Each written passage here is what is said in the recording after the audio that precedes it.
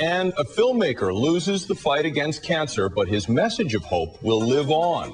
Later on the NewsHour, Dan Northcott's life work was cut short by his illness, but his family wants to help finish what he couldn't. Trying to. At the age of 29, Vancouver filmmaker Dan Northcott was in the prime of his life, traveling the world working on a film he hoped would help bring people together. His plans were abruptly cut short when he learned he had a terminal form of cancer, eventually succumbing to his disease this past June.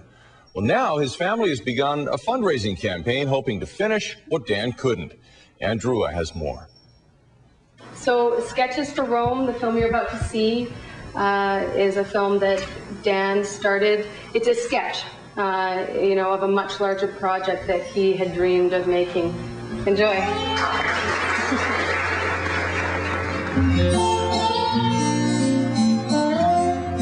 Dan Northcott was a 29-year-old filmmaker with a vision.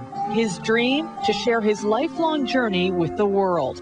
Cancer cut his life short, but his family and friends are determined to make sure his project and message live on. One of the things that he said to me in his last days was, "I'm so afraid that it's going to end up in a basement somewhere." So I promised him it wouldn't. Sketches for Rome is an autobiographical documentary capturing a decade of Dan's life. At 29, he had already traveled to 42 countries, including Mexico, Taiwan, and the Middle East.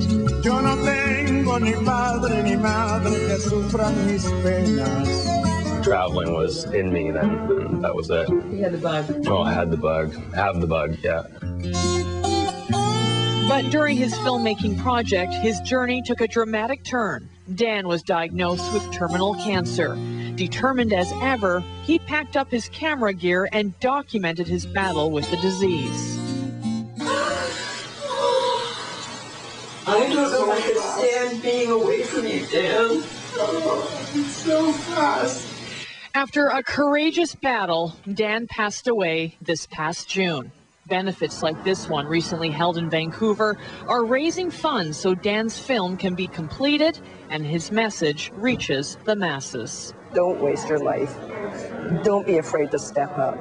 Don't be afraid to get out there and really see this world and join hands with others and be connected.